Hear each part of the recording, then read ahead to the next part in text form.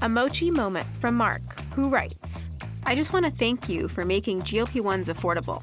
What would have been over $1,000 a month is just $99 a month with Mochi. Money shouldn't be a barrier to healthy weight. 3 months in, and I have smaller jeans and a bigger wallet. You're the best. Thanks, Mark. I'm Myra Ahmed, founder of Mochi Health. To find your Mochi moment, visit joinmochi.com. Mark is a Mochi member compensated for his story. You're listening to this podcast, so I know you've got a curious mind. Here's a helpful fact you may not know yet. Drivers who switch and save with Progressive save over $900 on average. Pop over to progressive.com, answer some questions, and you'll get a quick quote with discounts that are easy to come by. In fact, 99% of their auto customers earn at least one discount. Visit progressive.com and see if you can enjoy a little cash back. Progressive Casualty Insurance Company and Affiliates. National average 12-month savings of $946 by new customers surveyed who saved with Progressive between June 2024 and May 2025. Potential savings will vary. Voices for Justice is a podcast that uses adult language and discusses sensitive and potentially triggering topics, including violence, abuse, and murder. This podcast may not be appropriate for younger audiences.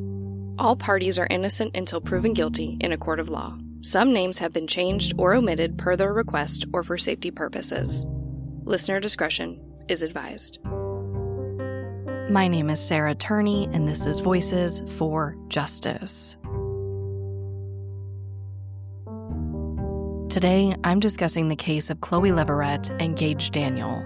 This is a case that has the public torn. A fire breaks out in a farmhouse in rural Tennessee that levels it to the ground. 2 sets of remains are found, and 2 sets of remains are missing. Law enforcement says that everyone died in the fire, but the fire marshal disagrees.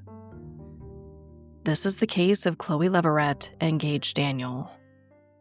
In 2012, at a rural farmhouse in Bedford County near Unionville, Tennessee, siblings Chloie Leverette and Christopher Gage Daniel lived a happy life with their grandparents. At this time, Gage was 7 and Chloie was 9. And while their grandparents didn't exactly plan to raise them, they were more than happy to. Child Services investigated the kids' mom, Cheryl Daniel, and Gage's father, Christopher Daniel, between 2006 and 2010. Chloe's father had unfortunately passed away. And while DCS never took custody of the kids at any point, it was decided that the best place for them was with their maternal grandma, 70-year-old Molly McLaren, and her husband, technically their stepfather, 72-year-old Leon McLaren, also known as Bubba. Cheryl says that she was battling addiction at this time, but remained in her kids' lives, even taking them occasionally on weekends. While it wasn't the most traditional arrangement, the kids were happy and doing well in their classes at community elementary school. Chloe's been described as a very sweet child with a big heart and piercing blue eyes the color of the sky, and she really seemed to enjoy life on the farm. They had goats, chickens, dogs, and even a white pony. And her cousin was right down the street. They often played together and would do things like going for a swim through the cattle trough. Now, before Chloe was born, Cheryl was told that she could never have kids. So Chloe was a very happy surprise, as was her brother Gage. Gage has also been described as very sweet with a good heart. He was diagnosed with Daniel Walker syndrome, which impacts motor skills and speech. But by all accounts, he was thriving and also enjoyed life on the farm. They often called him Buster, and he enjoyed sticking close to his grandfather Bubba, especially when he rode the gator on the farm. Bubba and Gage have been described as inseparable. And this really was a true family farm. Bubba and his 5 siblings grew up there. He was the second oldest and often acted as a caretaker for all his siblings. In my research, I found a ton of heartwarming stories about Bubba. He was always giving money to his siblings when they needed it, or just going by to check on them every day when they were going through hard times.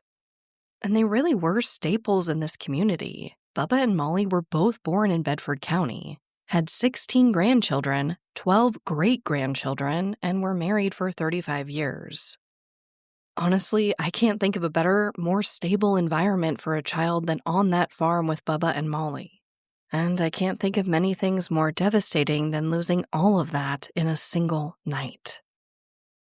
On Sunday, September 23, 2012, Chloe and Gage were seen playing in their yard at about 6:30 p.m., a few hours before bedtime, which was 9 p.m., and by about 9:30 or 10, a fire broke out in the home.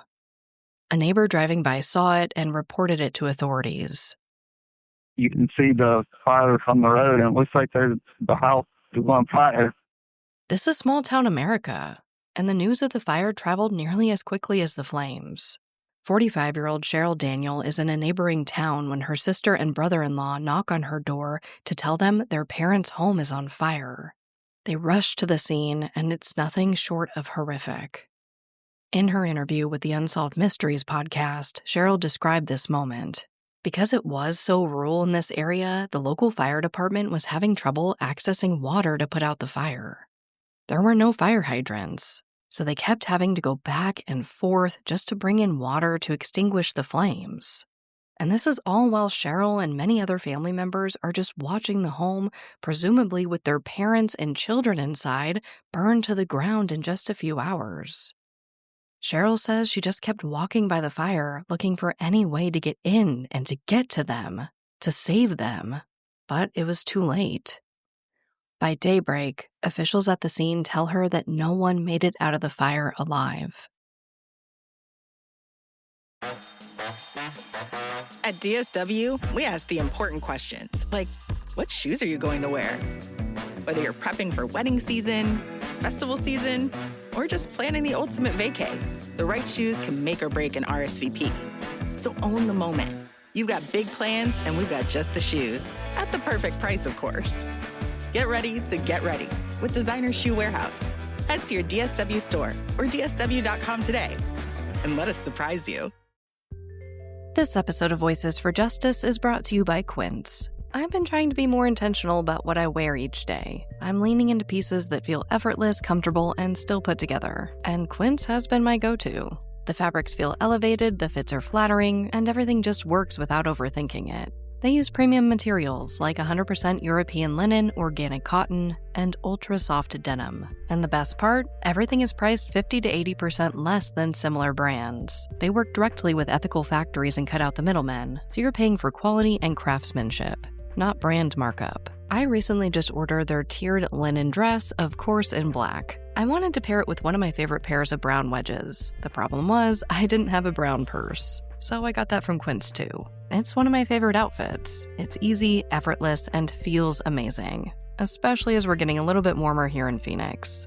Refresh your everyday with luxury you'll actually use. Head to quince.com/justice for free shipping on your order and 365-day returns. Now available in Canada too. That's QUINCE.com/justice for free shipping and 365-day returns. Quince.com/justice.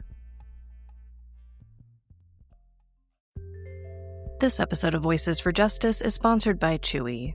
If you have pets, you probably know about Chewy, and you also know that when they say that they have everything you need to keep your pet happy and healthy, they're not messing around. To keep them happy, Chewy has over 100,000 products from all the brands my pets love at prices I love. To keep them healthy, Chewy offers pet prescriptions, pet insurance, telehealth vet visits, and they're even rolling out vet clinics across the country. I've been shopping with them for a very long time. And in addition to the auto-ship feature that gets the dog's food to them every single month, I also love to experiment with different treats. But I'm a bit picky. For me, it has to be high quality with simple ingredients. I recently picked up treats from Shepherd Boy Farms that are 100% just chicken breast. Popcorn and Heber are already obsessed.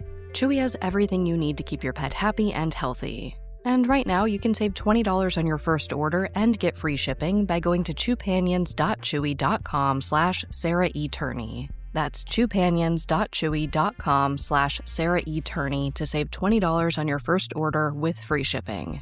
chewpanions.chewy.com/Sarah E. Turney. Minimum purchase required. New customers only. Terms and conditions apply. See site for complete details.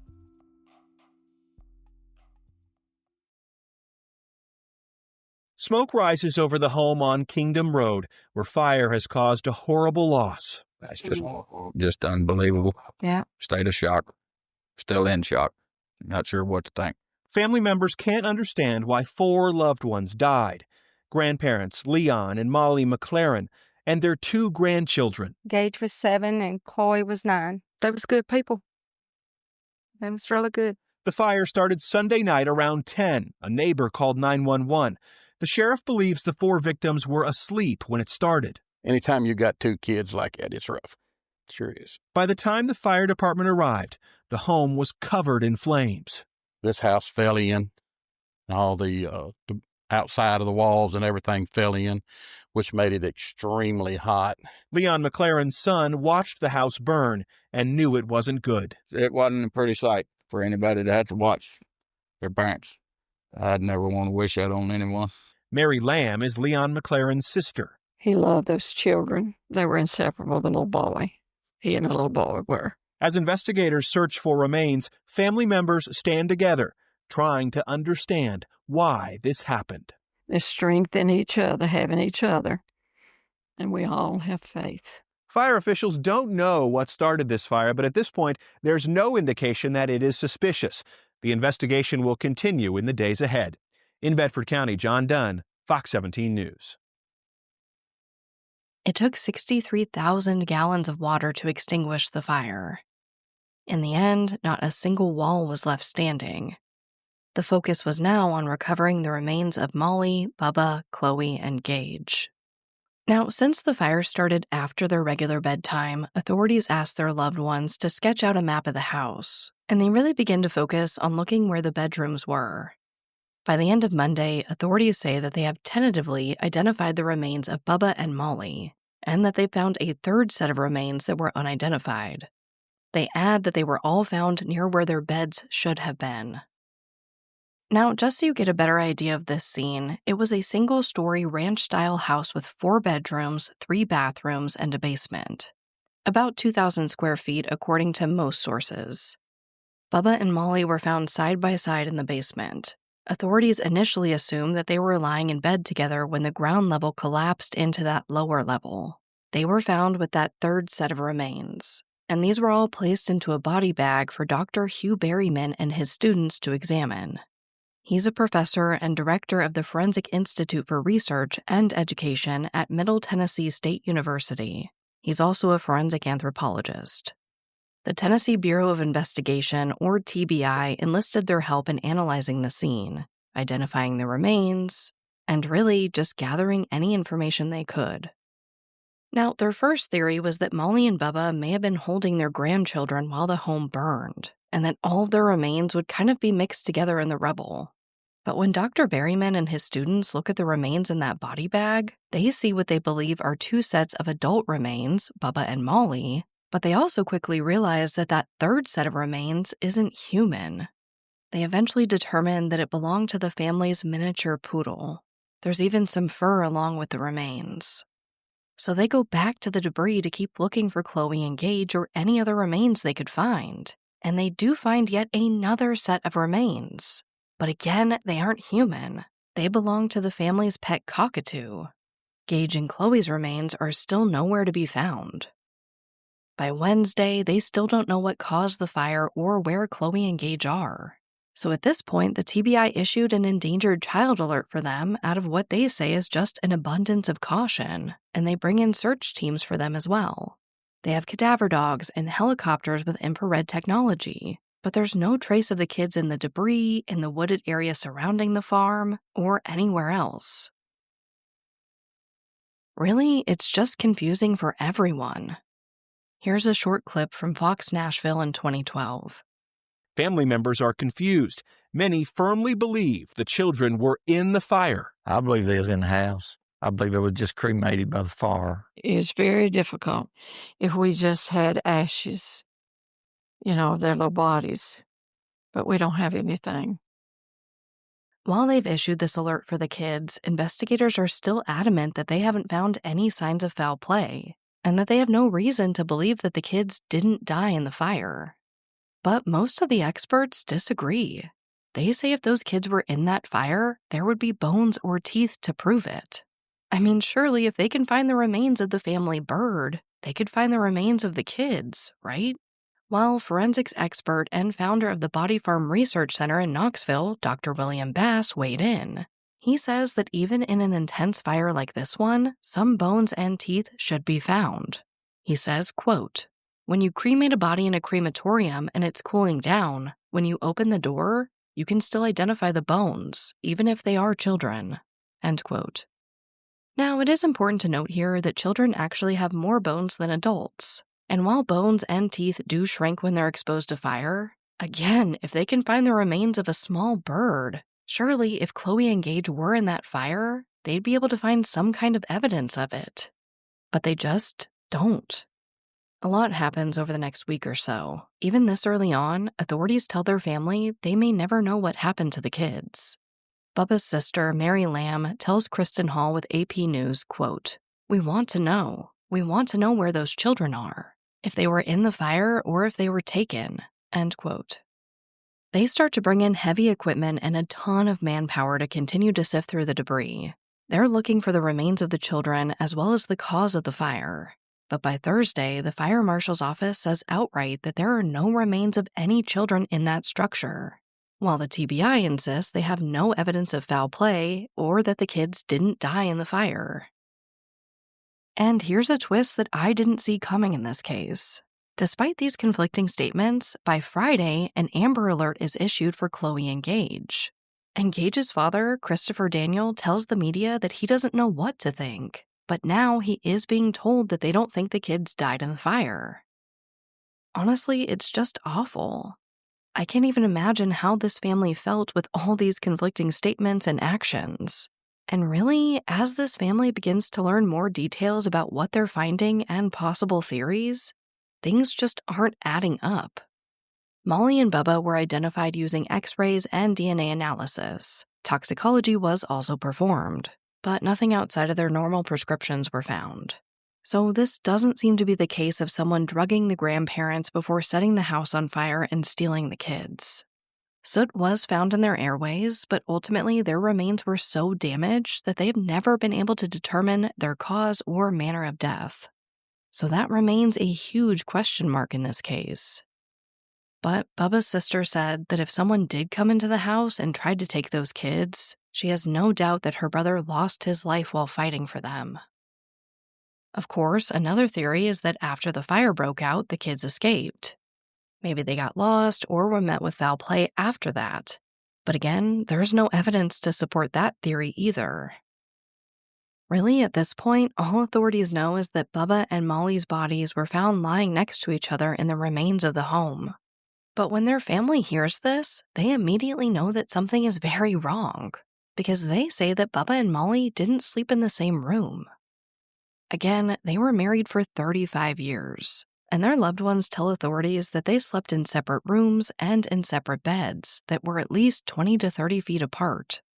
There's also some debate about whether they were on the main floor at all due to the amount of debris found on their remains after the fire.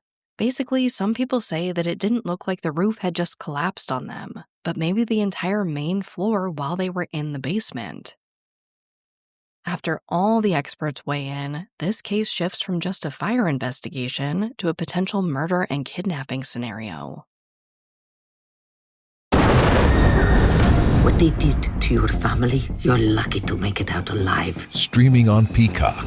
These men are going to come after me. Taking them out is my only chance. Put a bullet in her head. From the co-creator of Ozark. Looks like a family was running drugs. Execution-style killing is rare for the Keys. Any leads on who they might have been running for?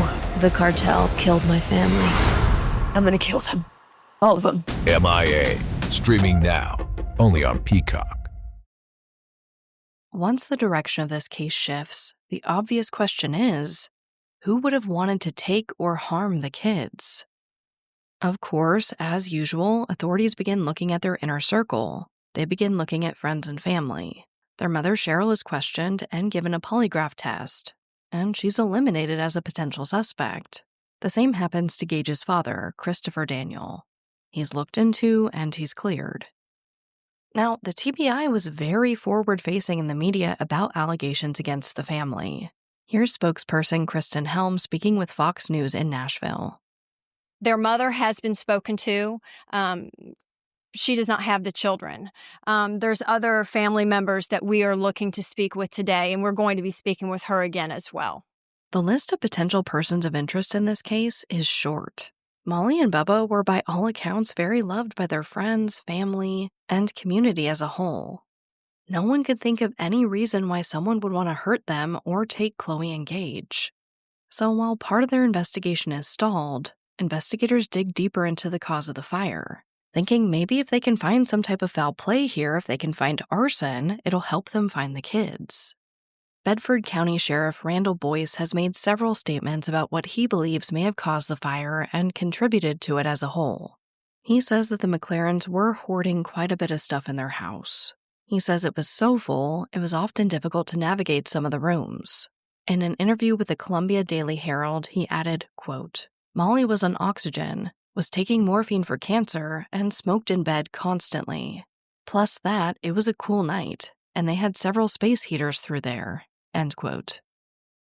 According to the Consumer Product Safety Commission, about 1,200 fires each year are caused by portable electric space heaters. So Boyce might have been onto something. But there's definitely more to dig into here. Michael Knight and his team with the ATF were also brought in to investigate. Knight has worked with the agency for over 30 years, and he also worked on the Oklahoma City bombing case in 1995. So he's a seasoned professional. They analyze everything: the thickness, color, and smell of the smoke, smoke residue, burn patterns, the overall damage. Like I said, just everything they can think of. And Knight determines that there may have been some type of explosion in the fire. They find dozens of propane tanks in the debris, some still containing fuel. It's believed that these were kept in the basement. Now, it seems that Bubba had worked for a propane company at one point and would often take the tanks home. But his family says that they'd been there for at least 30 years. And while the ATF does say that they can't rule out that the propane tanks caused the fire, there's also no evidence that they did, only evidence that some of the tanks had ruptured. It feels like everything in this case is we can't prove it, we think so, but we can't prove otherwise either. But what they did conclude was that the fire grew so large in part due to ventilation from the basement door being left open, which was unfortunately right below Chloe and Gage's room. Essentially, this draft fed the fires, allowing them to grow and spread faster. Many people say that this presents a good argument that Chloe and Gage did die in that fire. But like Bubba and Molly being found side by side, this was another detail that confused their family and makes them suspicious that this may be a case of arson. They say that Bubba never left the basement door open. In fact, they say that every single night he would check that the basement door was locked before going to bed. They say that in addition to all those propane tanks, it's just also where he kept his tools. So they believe that whoever left that door open was not a family member. One theory is that Bubba, Molly, and their dog were killed and placed in the basement. Whoever did this left the basement door open before setting fire to the home and escaping with the kids.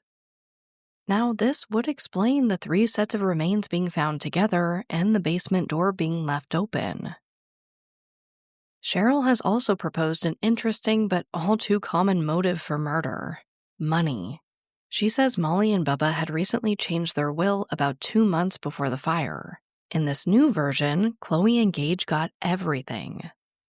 Cheryl adds that this was kept in their safe that just so happened to be missing after the fire. Though it does seem unclear ultimately who inherited any money from the McLarens that they may have had. Honestly, the theories in this case are seemingly endless. They range from a murder-suicide to a random burglary gone wrong, and really everything in between.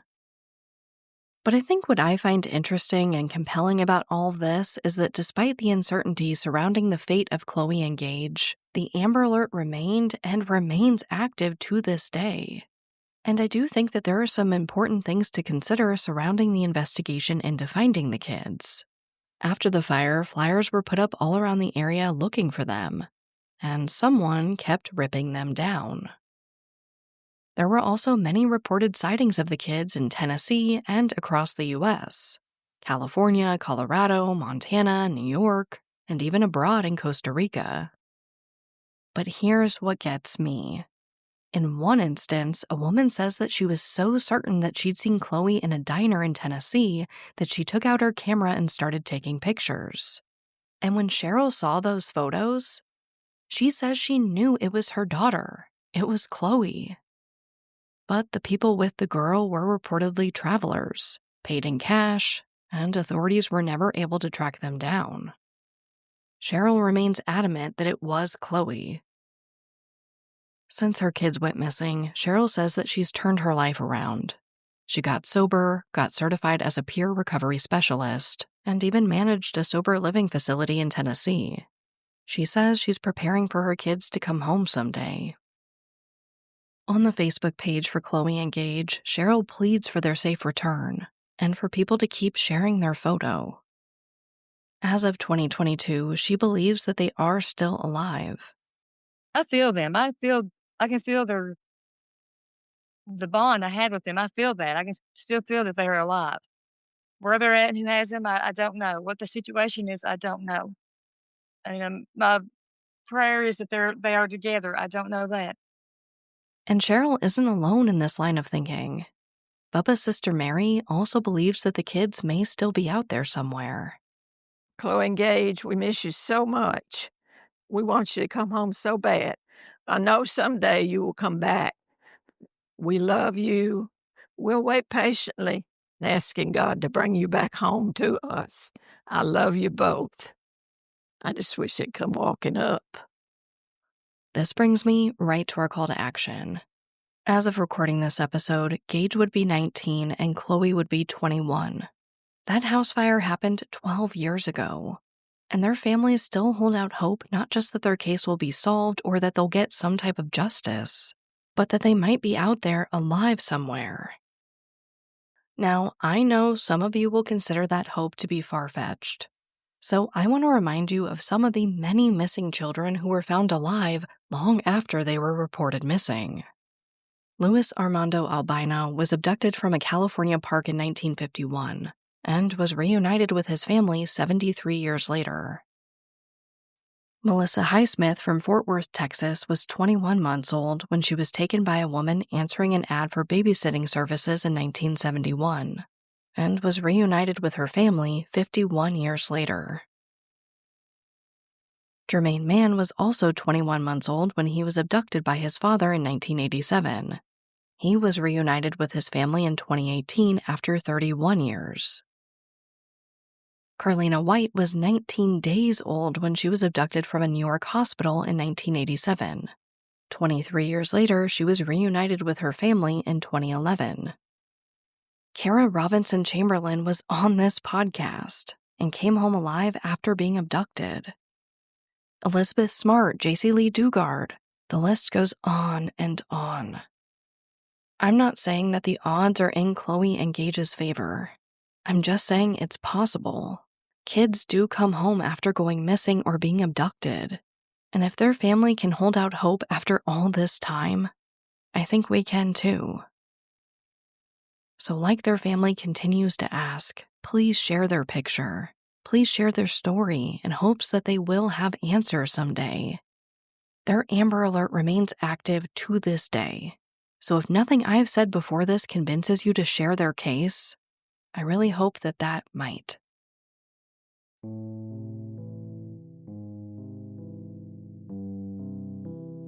As a reminder, Chloie Leverette and Gage Daniel were last seen on Sunday, September 23, 2012, in Bedford County, Tennessee. At that time, Gage was 7 and was described as a white male with brown hair and hazel eyes, approximately 4 feet tall and weighing 75 pounds. Chloe was 9 and is described as a white female with brown hair and blue eyes, 4 feet 8 inches tall, also weighing about 75 pounds.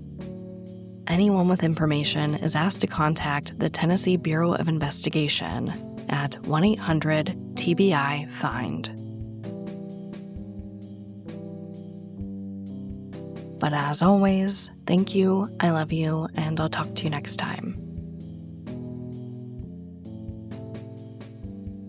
Voices for Justice is hosted and produced by me, Sarah Turney, and is a Voices for Justice media original. If you love what we do here, please don't forget to follow, rate, and review the show in your podcast player. It's an easy and free way to help us and help more people find these cases in need of justice.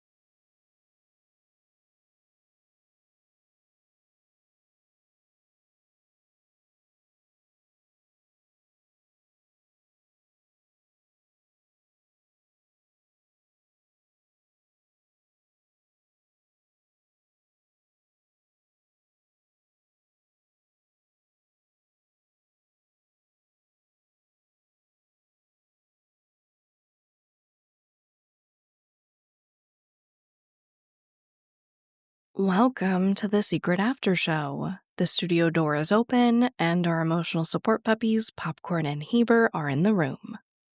As you guys know, I did take last week off, and I just wanted to thank you again for your continued patience and understanding that I am human, and I do occasionally need breaks from true crime. Really only, I feel like the last half a dozen breaks or so over the last few years that I've taken have all been because something is happening in Alyssa's case. I really do my best to make sure that there is a new episode for you each week, but sometimes, I just can't make it happen. Sometimes I do need a break from true crime. And I know that you guys get it, and I don't think anybody out there blames me for it, but I just wanted to again say thank you for your understanding. I also know I've seen on social media all over the place that you guys are asking for updates, but I don't have anything right now. I think you guys know, if it's Alyssa, hopefully it is. I will be screaming that from the rooftops when it is. I want to keep saying when. I want to keep trying to manifest it. So when this happens, when they discover that it is Alyssa and they decide to tell me, I will absolutely let you know unless I am instructed otherwise. At this point, I feel like I'm just refreshing my email every 10 minutes waiting for that news. But let's go on to the case. This case came to me through the official submission form on the Voices for Justice podcast website, so thank you so much for submitting it. And to be honest, when I first looked it up, I wasn't sure I would cover it. That is until I found a few different pieces of information. Really, I think it was the active Amber Alert that did it for me. The fact that this Amber Alert is still active, I don't know. I don't feel like officials aren't telling us something, but it also feels like they must have something to keep that alert active. I don't know. Amber Alerts are just so hard to get, and for it to still be going on to this day, it gave me some type of hope. It also really reminded me of the Sauter family case, which is very close to my heart. I don't want to say too much, but I did recently get in contact with a member of that family, and I don't know, there's something about it, about not only just like the fire, right? And them being, these cases, I should say, being similar, and that no evidence of the children was found in these fires, really, right? But the hope was so similar too. The hope from both of these families that not only the kids didn't die in the fire, but that they still might be out there alive. I don't know. It just really spoke to my heart. And again, I know that this was a shorter episode. And I tried to present as many theories as I felt comfortable presenting. But like I said, the theories in this case are just endless. When you have such a lack of concrete evidence, I feel like it could just go anywhere. And honestly, because there is it's hard, right? Because there was so much coverage in the early days, and still on anniversaries and stuff, it comes up. There's usually a story once a year talking about the case. But I put everything I knew into this episode, even theories that I usually probably wouldn't present in other cases. I just didn't have too much to give you, so I wanted to give you everything. That being said, let's go on to media discrepancies. And really, outside of that initial reporting that all 4 people, including the kids, died in the fire, there really weren't that many discrepancies. I was pleasantly surprised that this case was, again, despite the lack of information, pretty easy to follow in the media. So shout out to all the journalists who covered this case. As far as the hero of this episode, this was a hard one. There were a lot of officials and experts who worked on this case and contributed, of course. And I mentioned them. I mentioned every single official in this episode, I feel. But really, there weren't a lot of standouts in terms of working the case or really pushing it forward. So I made the heroes of this episode Bubba and Molly for giving those kids the best life they could before that fire. And I know that there's been a lot of talk about the hoarding situation. I've never seen pictures of that house. It's unclear what it looked like. I just wanted to talk about that since I said that the kids had a good life. It really did seem like the kids were happy. It didn't seem when you think of a hoarding situation, you think of kids living in squalor. And it really just didn't seem like that. Of course, I'm not in this family. I've never stepped foot in that home. I haven't seen pictures of the inside of this home, so I can't say for sure. But it did seem like the kids were really happy and that they were just surrounded by family and community who cared about them so much. And I'd also like to say, as someone who has inherited all the family's junk, and my oldest brother was born in 1971, right? And I have everything. I have all the family albums, obviously all the home videos. I have my brother's report cards from the 70s and stuff, right? I am someone who has inherited all the family crap. It's a lot of precious memories. I won't say it's all crap. But I have some boxes in my house and I've had to greatly minimize what I've carried around with me from my family. And so that really got me thinking about this family home, right? This family farm. Like I told you, Bubba was 72 when the fire happened and he grew up in that house. He was one of 6 kids, just like me. So I can't even imagine the amount of stuff that would accumulate over the years, right? Over you growing up in that house, taking it over, raising your own family there, and then going on to raise, 14 and 16 or 16 and 18, I can't remember off the top of my head, grandkids and great-grandkids. I'm sure they had a ton of stuff in that house. And I'm sure to a lot of people, it seemed like a really bad hoarding situation.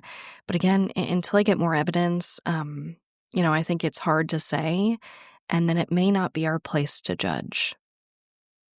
But let's move on to the segment of hope. This is from ABC News in May of this year. Let's see who is written by Viola Flowers, and the title is Hiker Missing for 3 Weeks Details Her Survival Journey in California Mountains. So this is about Tiffany Slatton, I think is how you say her name. She was reported missing 3 weeks ago after going on a hiking trip in the Sierra Nevada. Officials said Friday it was a miracle that she was alive. So basically, Tiffany, the day before her 28th birthday, this article, I love it.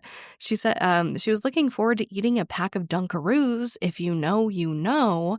They even describe it, cookies with frosting dip, that she saved as a makeshift birthday cake. It was the only real food she had left after surviving 24 days in the Sierra Nevada mountains. Says that she basically survived also on wild leeks and boiled snow. So this originally started as a 3-day solo camping vacation around Shaver and Huntington Lakes in Fresno County, California.